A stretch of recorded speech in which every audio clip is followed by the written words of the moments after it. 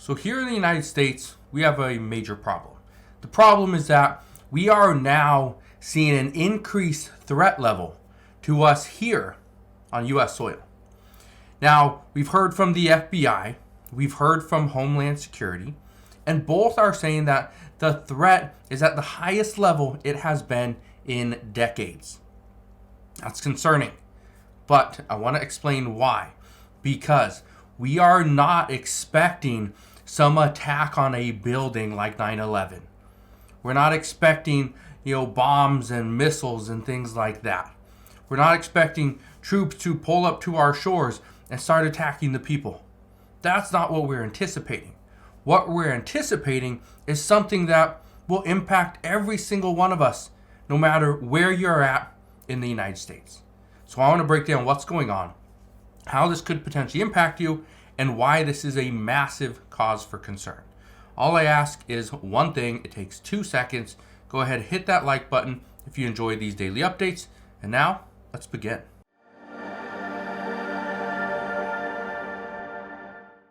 So one of the bigger threats to us here in the United States are cyber attacks. Attacks on our infrastructure. These are things like hospitals, just traffic lights, city buses and trains and even airplanes. But also, we're now starting to see an increased threat to things like our power grid and our water supply. Today we're going to talk about water, because one of the things that we use here in the United States is water. We need water. Water is something that we use to make electricity. And as of right now, we do not make enough electricity is the problem. We need to make more electricity, but we're struggling. So look at this. It says U.S. warns Iranian terrorist crew broke into multiple U.S. water facilities. Now, I talked about this last week, and I told you how our infrastructure is under attack. This is not going to stop until this war between Israel and Hamas ends. The attacks from these Iranian-backed groups on U.S. troops, on military bases, and on the United States and the American people, they're going to continue.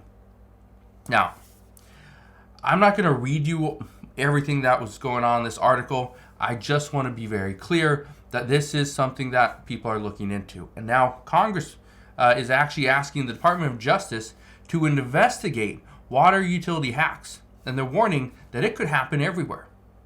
And just think about this for a second. If we are using water to, just water our crops, that's pretty important, right? We need that. If we are using water to make electricity, again, very important. We need that. If we're using water to transport products and goods up and down a river, that's needed, right? For example, maybe going up and down the Mississippi River, right? Those are things that are very important. Because if we don't have these goods moving in that way, then what do? Well, then we got to use fuel. And then we are using trucks to transport products, not down a river, but across a highway. Again, this is cause for concern. Now, what we heard the other day is that hackers can easily shut down cities' water facilities. It doesn't take much. And here's the problem, is that, yes, there are some security measures in place that will shut these things down if they do notice that somebody has hacked into their system. However, there's still a lot of openings where people can get in. And according to an expert, they say that we could see a terrorist attack, not just a hack into the system. This would be considered a terrorist attack. Here's why. They're saying they can open waterways. Yeah, they can open these spillways to allow, instead of the dams holding back the water, they can open these up. And so any city below it, we could see massive flooding. We could see where these dams that are letting water go through, hackers could close them up, lock these things up, so that all the water that is supposed to go through and go down to the farmland and water the crops, well, those crops could end up dying. Okay, this is the concern. And here's the big one. What if all the dams just opened up? Every city below those dams could be flooded. Homes could be pretty much washed away. People could lose their lives. This is why they're saying it's concerning, because according to multiple lawmakers, they have been asking for this for the Department of Justice and multiple agencies to look into this, because what is happening is the threat level is increasing. Our concern is increasing. We are being more vigilant and more prepared.